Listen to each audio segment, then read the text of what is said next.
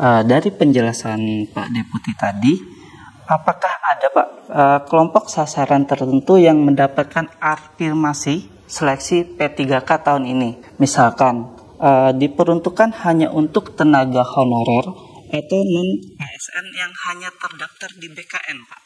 Begini, jadi berdasarkan keputusan Menpan 347, 348, dan yang lainnya, kelulusannya berdasarkan prioritas. Untuk yang Kemenpan 347, prioritas pertama adalah X-THK2. Oke, Prioritas kedua adalah tenaga non-ASN yang ada di database BKN. Prioritas ketiga adalah tenaga non-ASN yang tidak ada di database BKN, tetapi masih aktif mengajar selama 2 tahun terakhir ini dan masih mengajar dan melamar di instansi tempat dia bukan mengajar, bekerja maksud saya, dan melamar di instansi tempat dia bekerja. Gambarannya gini implementasinya. Kalau di instansi A ada 10 THK2 untuk satu jabatan, kemudian formasinya tersedia 25 untuk jabatan itu, maka pasti yang bersangkutan THK2 tadi 10-10-nya pasti keangkat sepanjang yang bersangkutan mendaftar dan ikut tes, ikut seleksi. Karena kelulusannya ranking. Tadi 25 formasi ya. Iya. 10 sudah dipakai oleh X-THK2. Sisa 15.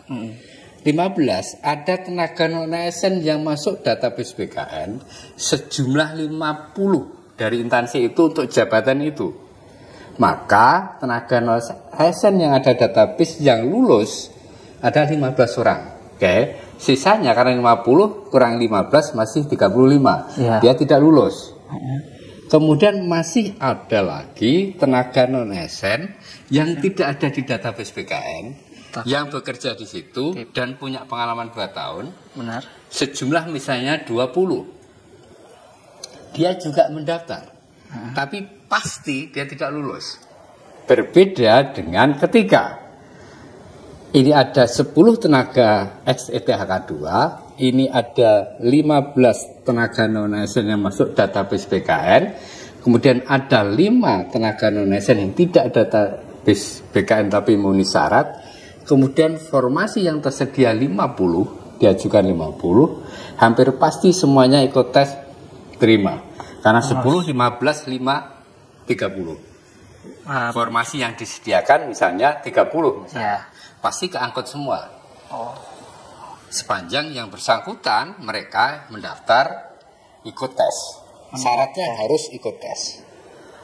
Berarti syaratnya itu adalah mendaftar dan ikut tes ya Pak? Tidak ada passing grade seperti itu.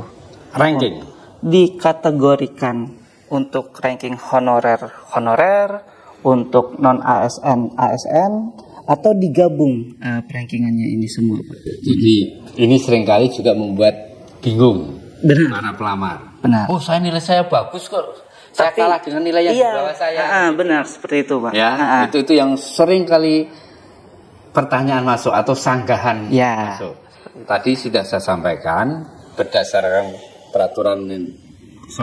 keputusan Menpan 347 dan 348, ayat 347 umum, 348 itu khusus guru, kemudian 349 untuk yang untuk kesehatan. Benar sekali Pak. Itu ada prioritas untuk seleksi P3K tahun 2024 ini.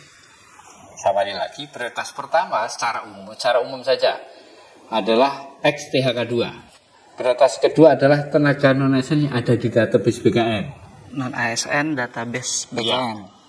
Yang ketiga, tenaga non-ASN non-database BKN. Tenaga ASN non-database BKN. Prioritasnya ya Pak? Jadi, yang pertama adalah di ranking dulu THK2. Ini taruh di atas. Iya. Oke.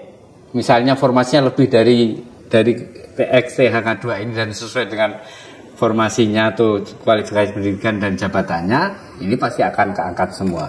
Oke. Yang XTHK2.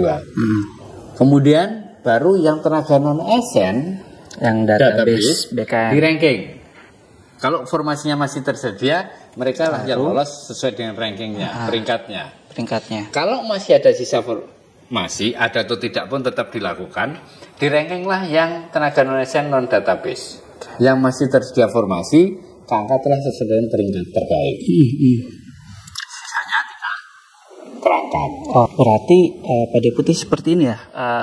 Kalau ibaratnya orang awam yang memandang perankingan itu, misal THK2 mendapat nilai, misal nih Pak, mendapat nilai 50. Betul. Tapi pegawai non ASN yang database dapat nilai 100. Ya. Itu tetap THK2 yang duluan, diutamakan karena prioritas tadi ya Pak. Iya.